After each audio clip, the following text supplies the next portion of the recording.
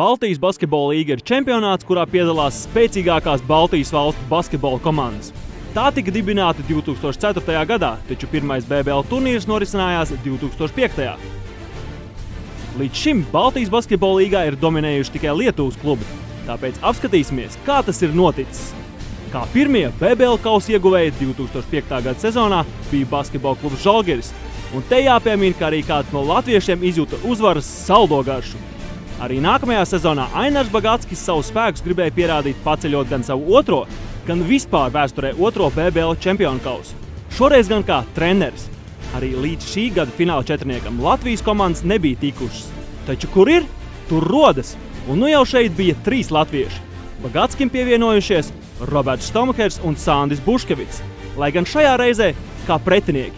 Par 2006. gada BBL čempioniem kļuva Lietuvas Ritas, kas noteikti izskaidrojams ar latviešu dubultspēku. Man prieks un liels paldies viņam un komandai par to, ka mēs čempioni esam. 2007. gada sezona tika iezīmēta līdzīgi iepriekšējai. Lietuvas Ritas atkal kļuva par BBL čempioniem.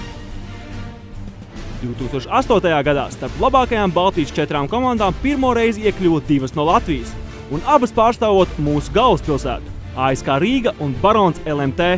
Taču lietuviešu spēks vēl nav atraidāms. Par čempioniem kļūst Lietuvas stiprie vīri – basketbola klubs Žalgiris.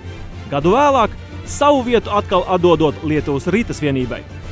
2010. sezonas fināla četrniekā Latvijas vārds tiek nests atkal. Šoreiz tur bija kurzemnieki no Ventspils, kas strīdīgā situācijā pabeidza spēli par 3. vietu un ar pretiniekiem šauļiem kopīgi uzkāra kaklā bronzu. Arī šoreiz triumfē Lietuva, basketbola klubs Žalgiris. Bet kas ir noticis šī gada BBL fināla četrniekā? To noskaidrosim raidījuma turpinājumā. Noskaidro arī tu to, kas interesē tev, un sūti savu jautājumu uz basketapskats@gmail.com.